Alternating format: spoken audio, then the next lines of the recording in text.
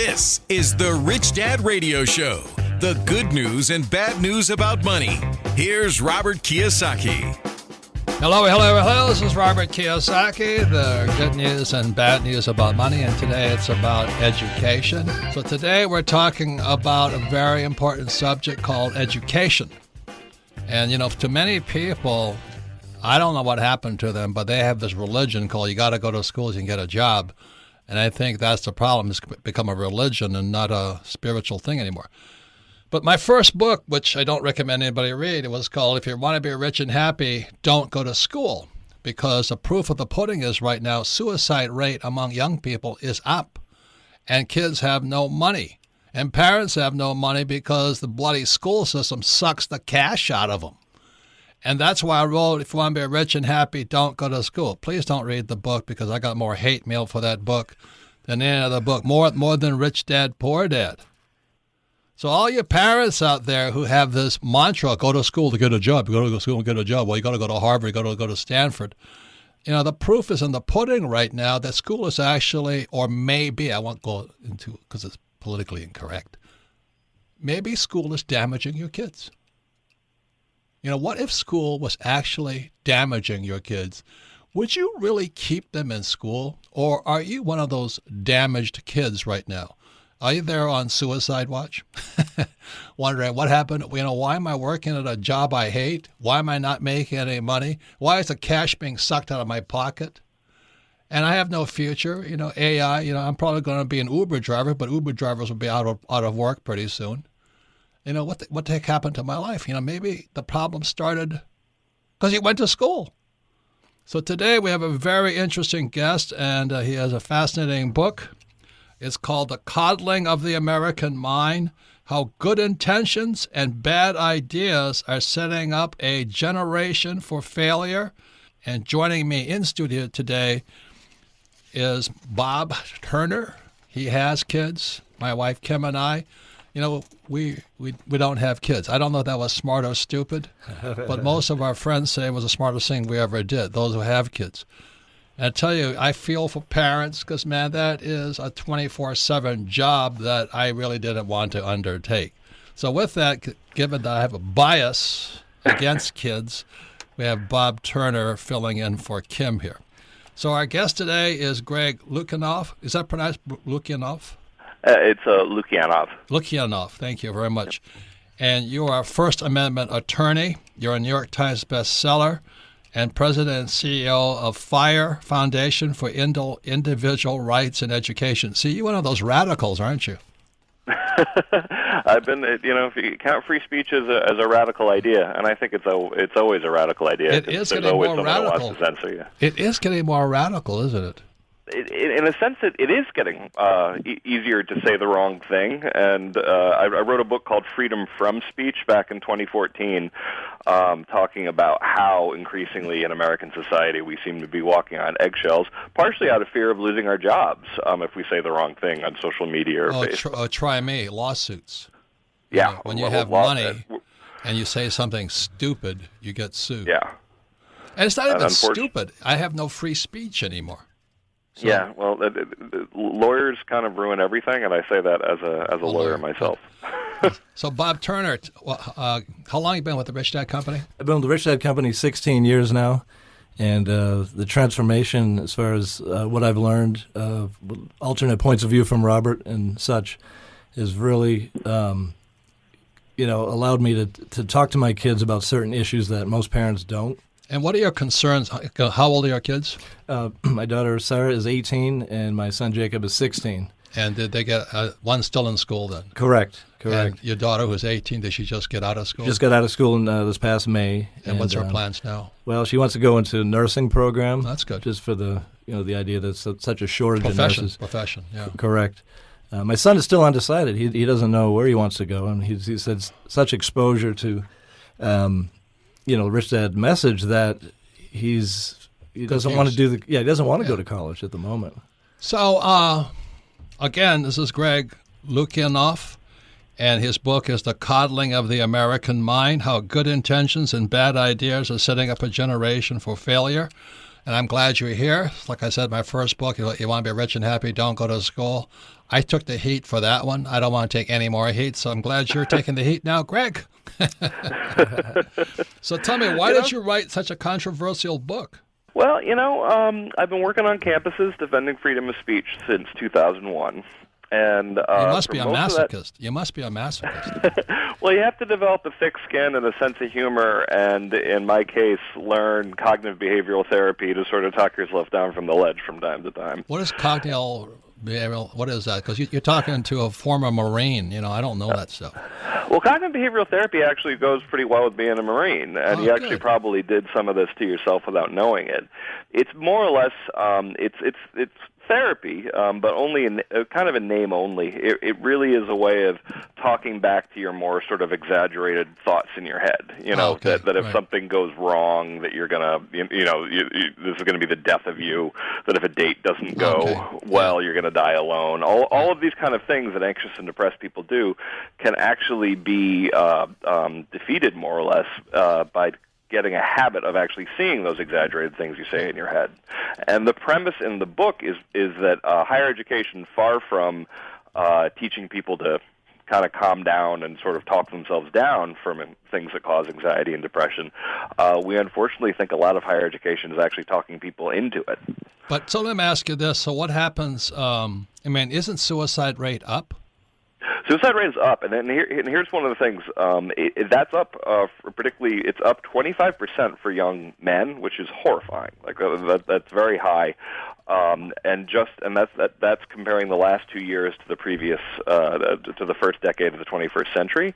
But for girls and young women, it's up 70%. Holy mackerel! It's terrible. It's absolutely terrible, and what's concerning here is that's across the board. That's not just people who go to higher education. So what did you find out? Why are they off at the prime of life? Life's just getting started. The strongest indication is that social media has a lot to do with it. Well, that's not social media; it's anti-social media. That's what I call it. Yeah. I don't know how anybody survives on that thing. And we talk about it, in the book. That we devote a chapter to it. We talk about social media a lot in the book. And when people are kind of skeptical of how could social media be making it this much worse for girls? And the thought experiment I have them do is go, imagine the absolute worst, nasty environment of junior high school that you can remember, and imagine that 24 hours a day for the rest of your life. So the dark side of kids comes out in anti-social media because they're faceless, right? They can just make any comment they want, and you can't no retaliation, no face to face. And it hits girls harder, partially because a lot of the way that girls show aggression is through everything from gossip to sort of relational approaches, which unfortunately social media makes incredibly easy. Boys are somewhat less affected by it because the main way boys interact with aggression is physically, and when it comes to blowing off steam, we tend to play video games rather than go on Instagram. So, Bob, what are your concerns for your boy? Let's say right now. Well, relating to social media, we try to limit that in the house. And good luck. Yeah, it's not easy, and it's a matter of, okay, we're having dinner, put that thing down, shut the phone off, and set it aside because this is the time to be present. And yeah. So, Greg, you said something. I read the start of your book, and I love the start. It's fantastic. But you give the example of peanuts, right? And the example is 3% of the population has an allergy to peanuts, right? Yep. And it could be deadly for them.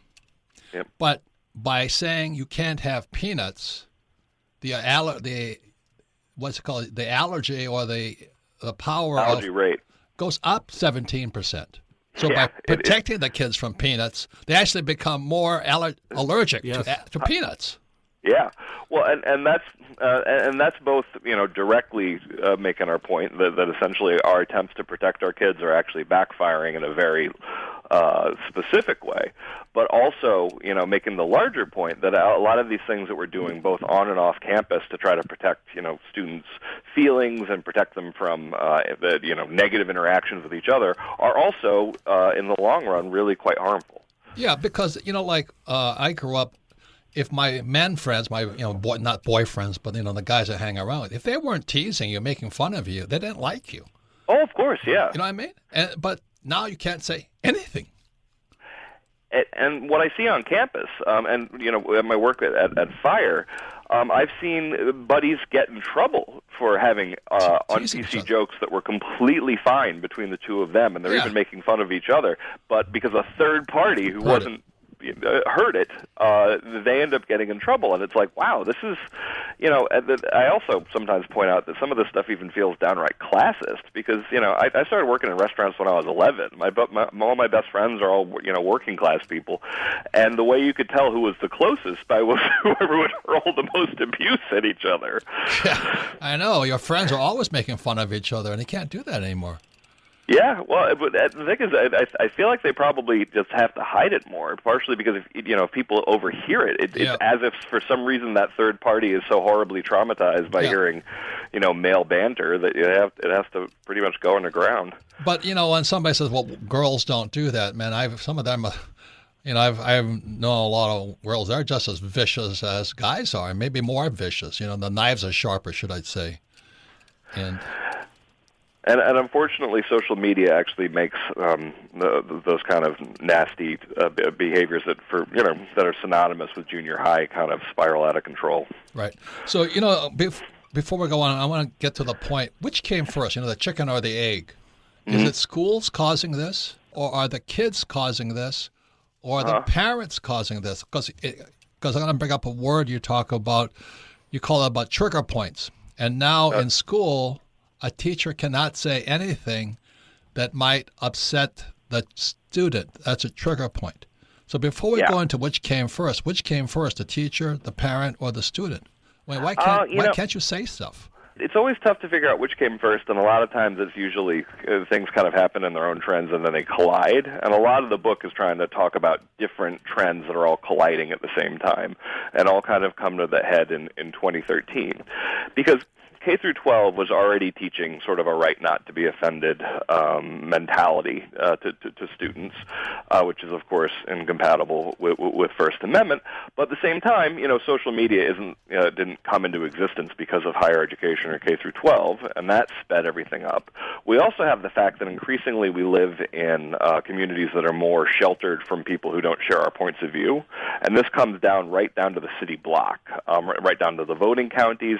We live in more politically homogeneous areas than we did 30 years ago by long measure, and we dislike each other more about it. So there are all sorts of pressures that are actually making it harder and harder to constructively disagree or to just speak your mind, or for that matter, ever be clumsy about speaking your mind. But what's happening is more than that. It's more acrimonious. People are more, I wrote 2 books with Donald Trump.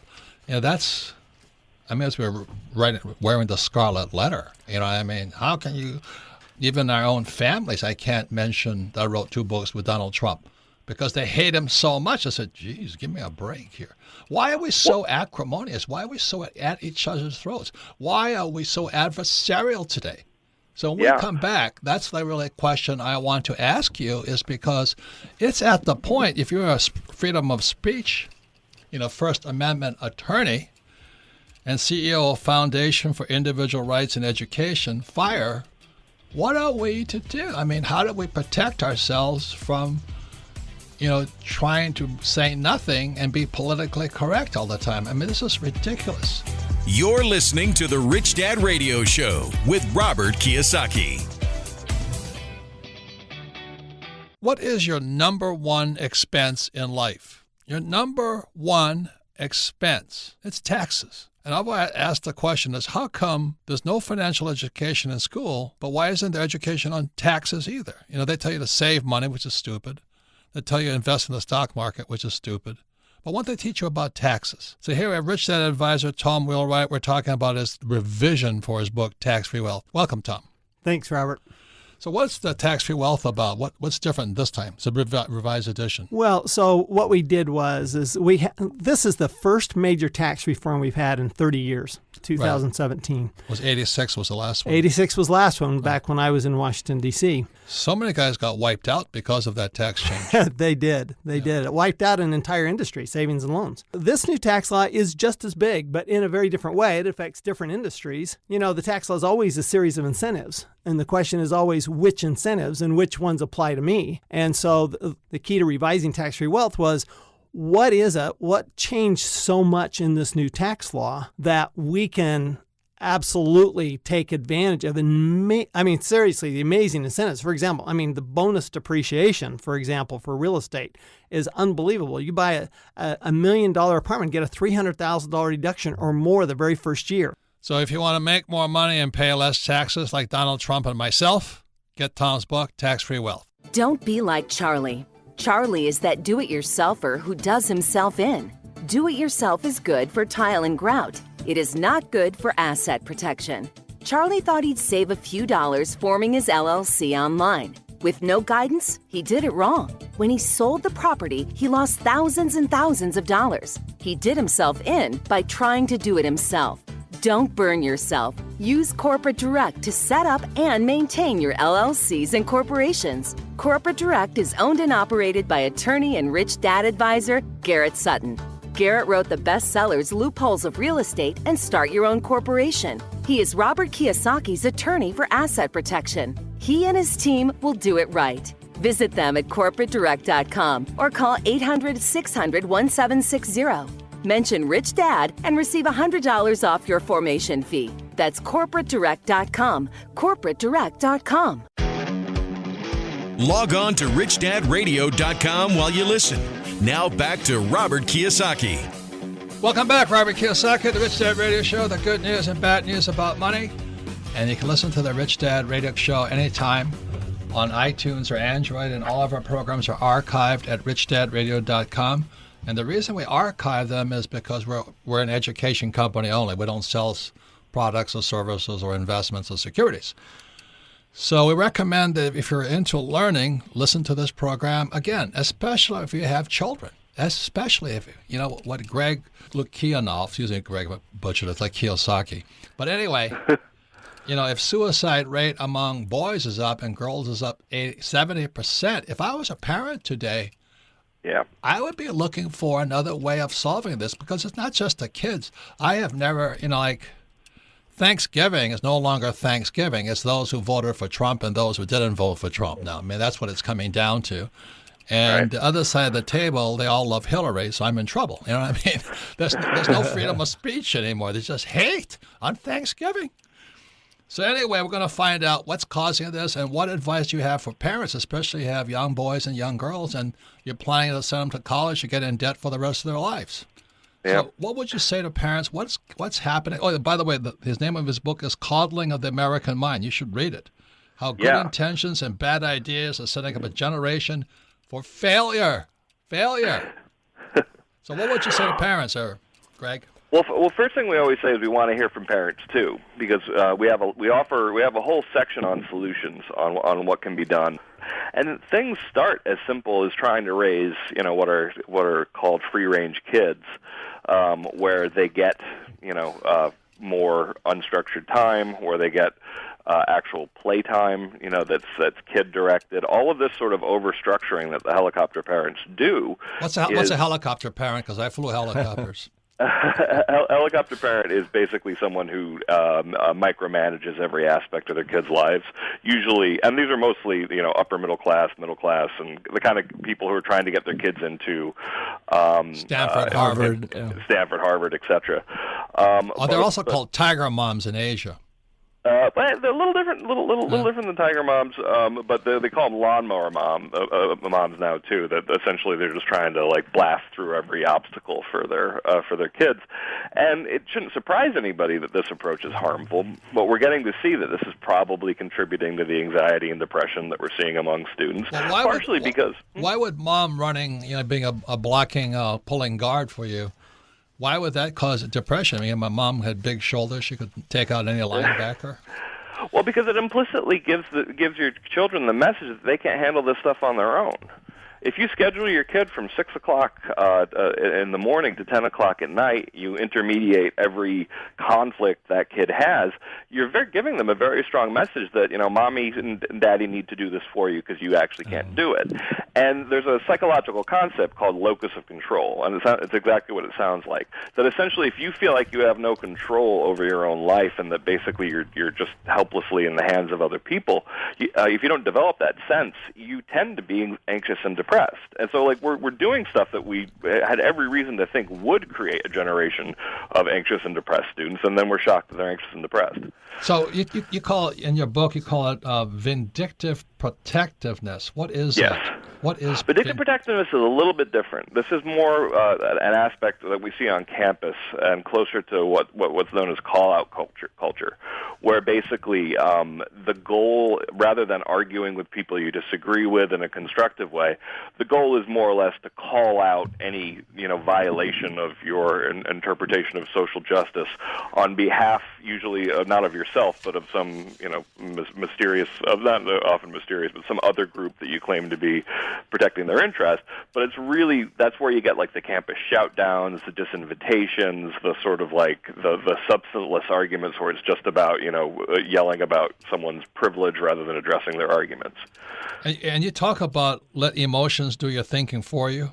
Yep, emotional reasoning. And we point out that emotional reasoning is, according to CBT, which I mentioned before, is a cognitive distortion. That basically, if you think every time you feel something, this is someone else's problem and someone needs to do something about it, that's a path to, again, a miserable life. And it's something that, usually in maturity you learn to, you learn how to sort of self-regulate. And but when you... I've seen a lot of young people want to take up causes, well, what about the poor? What about the environment? And they just start yelling. They've never studied the causes of the problem. Right. Well, and of course, they talk about some of these problems that I think are serious, problems as well. But nobody benefits from people who only know how to yell about it and not how to think hard on how to actually fix it. Yeah, and relating to my kids, my wife and I are not helicopter parents, but we're certainly involved in what they do, and we will always be involved. I don't care if they're 20 or 25. So I think parents have to take responsibility on that in this new world of connectivity, where we hear from, the kids hear from their friends, or 24/7. We've got to be involved in their lives a bit more. And it's interesting because part of what we're saying in the book is we have to allow more free, unstructured time. So there's in some cases we're telling people to let the reins go a little bit.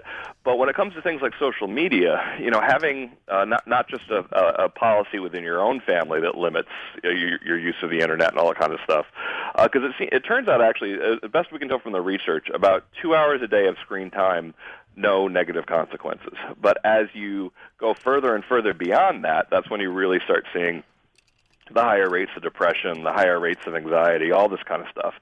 But one of the real practical things you have to do is you have to find other like-minded parents, and particularly ones, preferably ones that are the parents of your kids' friends. Right. Because it's really hard to do any of this if basically every other kid in his social circle doesn't have these limitations.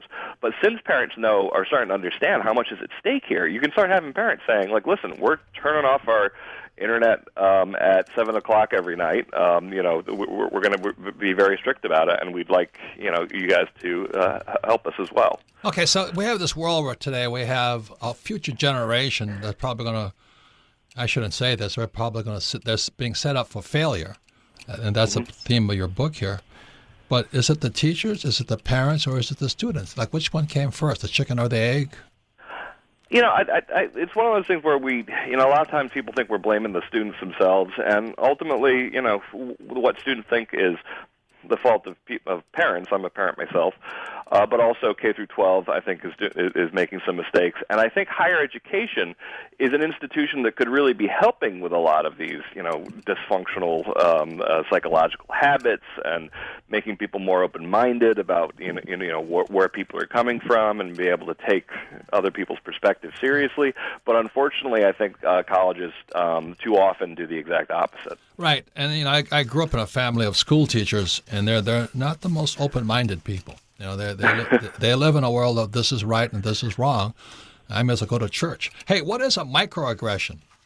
A microaggression is a slight, often unintentional, sometimes intentional, slight that is usually either racist or sexist. Kind of like when you just insult somebody by saying something kind of like cloddish or like a faux pas. Like I was saying, as far as guys go, conversation is just nothing but microaggressions. Well, those might even be macroaggressions. Like essentially, like when I'm teasing my best friends, like there's no question about what I'm doing. Microaggressions, it's kind of funny because microaggressions, I actually think, it's good to study and figure out like how we insult each other without meaning to do it. But as soon as you turn this into a policy on a campus, first of all, the First Amendment issues come up. But they start looking like what University of California system has, which talks about microaggressions as including, and this is still in the books, things that include saying America is a land of opportunity, saying I think the most qualified person should get the job. All of these things are treated as if they're tiny forms of violence against minority groups because I guess yeah, exactly, it's insane. Partially because and the rationale is because apparently saying that anything is fair is somehow insulting to minorities. I remember when I was in high school, my classmate came in with a new pair of loafers. And we say, hey, nice loafers. Speaking of loafers, how's your father? He started crying, and we all got hauled into the office for that. We thought it was funny. The principal didn't. The kid didn't think it. But so we can't even go that far anymore. Oh no!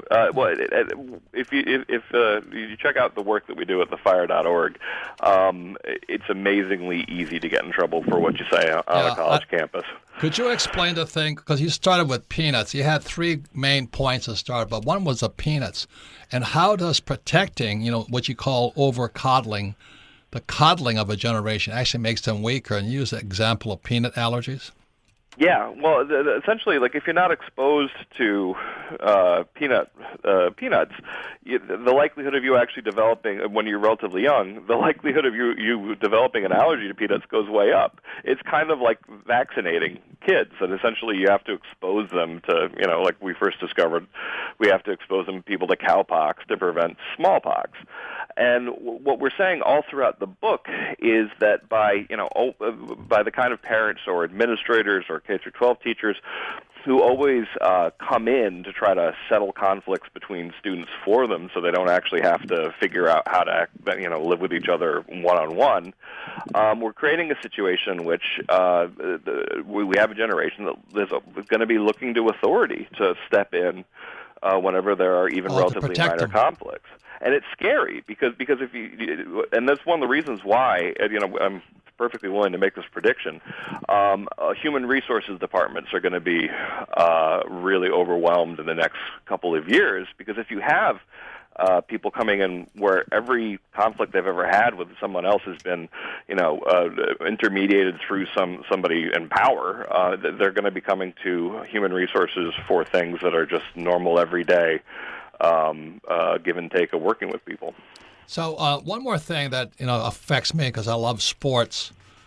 How does this thing about, because it really bugs most of my friends because they give trophies to all the kids now. What is that any part of this thing? That comes up a lot. The unwillingness to say that someone's like either a winner or a loser in something. I've heard a lot about that. I played football. I got some awards for it, but we also got a medal way back in the in the 80s just for being part of the team.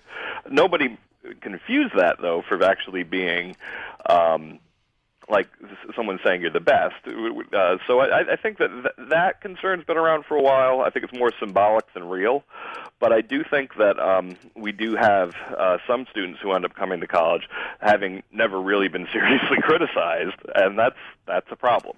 Yeah, I went to military school when I was 18. Were you criticized there ever? Oh, God. Me, my mother, my father, my sisters, my brothers. The good thing is it makes me stronger. Yeah. And I remember I was showing my company my second place trophy, And I said, this was the best thing that ever happened to me because it inspired me to take first place. Yeah. Do you know what I mean? Absolutely. I didn't expect anybody to give me the first place. I said, okay, you guys, we came in second. Let's go for first. Well, it's kind of funny because some of the opponents of who kind of want everything to be as nice and kind and soft as possible don't seem to get is that, like you were saying, when you say it makes you stronger, that being able to realize that you can handle adversity, you can handle insults, you can handle interaction with people on a daily basis, can actually make you a lot calmer and happier in the long run. Yeah. Meanwhile, if you don't think you're up to this stuff, that's how you end up with the counseling services at universities across the country being overwhelmed. Yeah. So where are the teachers in this mess? The teachers in K through 12, that was something we wanted to look a lot more into. We wanted to spend a lot more time on what high schools can do and how parents need to look at what high schools are teaching about everything from free speech to civics to just how you interact with each other and what the line where something is merely teasing and what's bullying, to make that distinction. Let me tell you why. Is because I have two friends and I said, hey, you want to come on this program? They said, hell no. Why? Because their kids are always in trouble. Oh, and they said, we're tired of dealing with the administration because they punish our kids. They take if we stand up to the administration, the kids take the hit.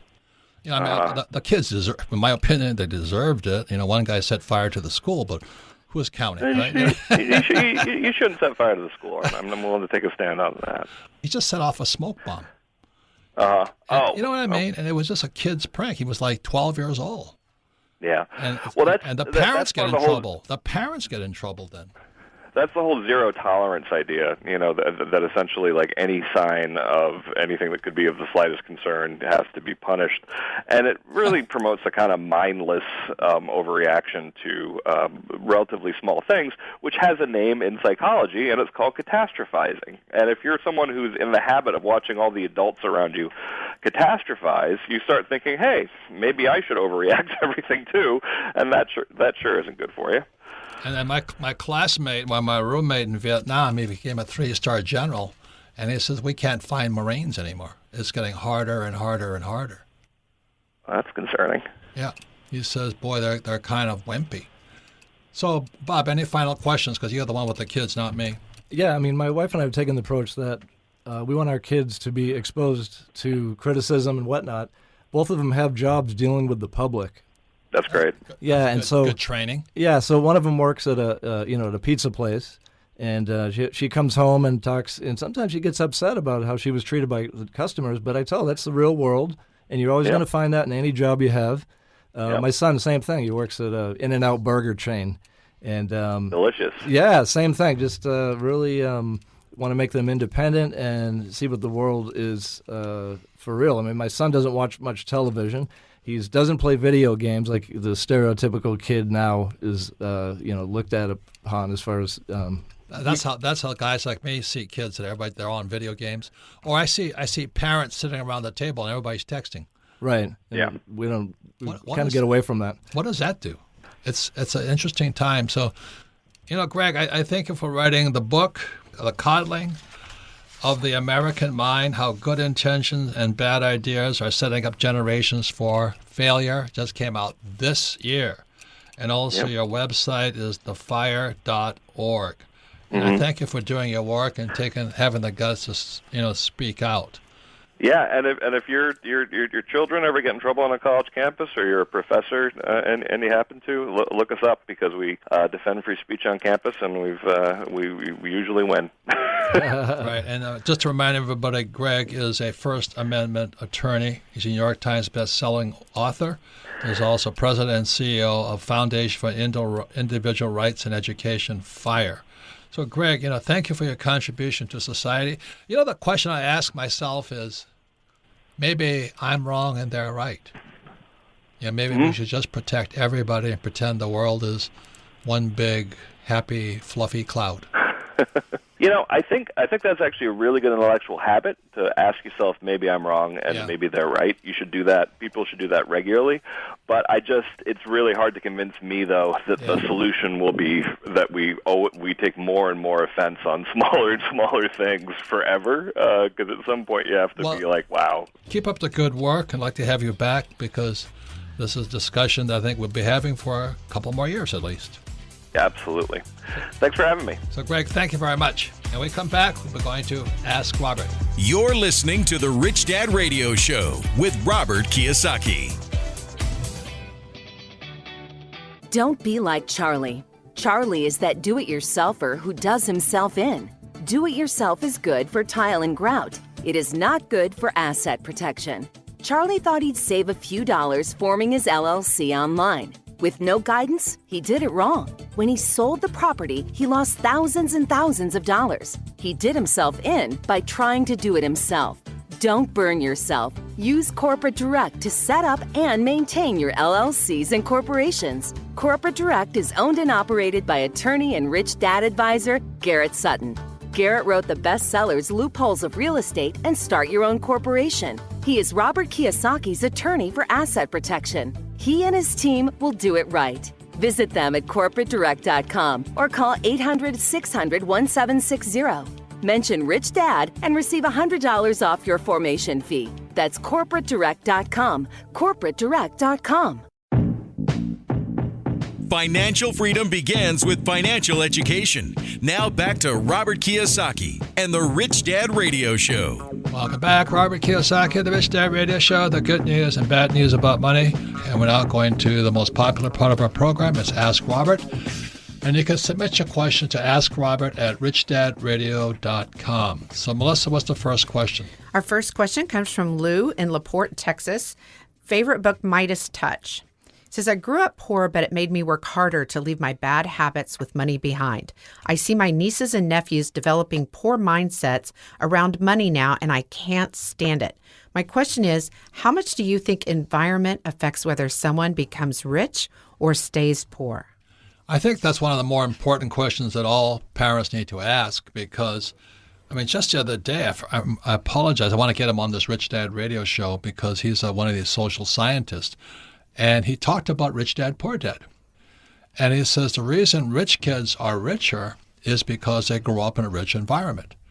And he says if you grow up in a poor environment, you have almost no chance of getting rich. And he says it goes on for 7 generations. So that's the challenge. So you have a child right now who's developing bad habits when it comes to money. Parents give them everything. They're going to pass it on to their kids and their kids and their kids, according to this guy. And Melissa, I'll get the name of this guy so we can get him on the program because he endorsed Rich Dad, Poor Dad. But it did affect me deeply to have a rich dad. And it also affected me deeply because I went to a rich school for rich kids.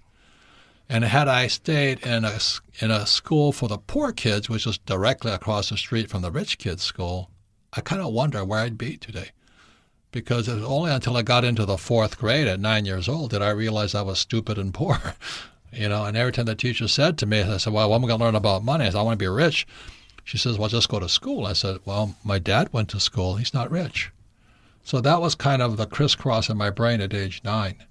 But according to this one social psychologist, is that it is passed on from generation to generation. There was this new study I was reading in The Economist this morning, and it says that if you're a poor kid born in San Francisco, you have twice the chance of becoming rich than a poor kid born in Detroit, because Detroit is so poor. So environment does have a lot of impact. What do you have to say, Bob? You have 2 kids. Kids are being taught differently, right? Absolutely. After the influence of the Rich Dad, Poor Dad book and being around Robert, we've taken the approach that we talk to the kids about money, as your poor dad didn't do. Right. And they're well aware of what we do with the money and what things cost. And the fact that they both work, they understand the value of money, and they're not just getting money handed to them. Do you talk to them about managing their money? Yes, as far as what they spend it on and all that. Right, saving money and at least having something to something set aside. Right, and not spending every dime like a lot of young people do. Just developing those disciplines. Yeah, the reason I created the cash flow board game is so parents could teach their kids. Otherwise the school is going to influence their brains. So there's a big thing. My poor dad always said, go to school and get a job. And as you know today, those people, if the predictions are correct and there's a 50% downturn in the stock market, many parents will lose their jobs. and then it's going to affect their kids. So the idea of job security today is really an obsolete idea. And then when as many more people don't become employees, they become Uber drivers and freelance independent contractors, then they're not going to have the benefits like retirement and health insurance and all that. So that's why we created the cash flow board game, so parents could teach their kids and parents could teach friends and people could teach people. But as we know, kids got to do a lot of homework and the kids are, they're overwhelmed. So anyway, that's why we created the Rich Dad Company. That's why we have the Rich Dad Radio Show. So anyway, I thank you for being observant of your nieces and nephews. Hopefully they'll turn and make changes in their lives. I want to thank Greg Lukianoff and Bob Turner for being part of this program. You can submit your questions to Ask Robert at richdadradio.com. And I thank you for all listening to the Rich Dad Radio Show.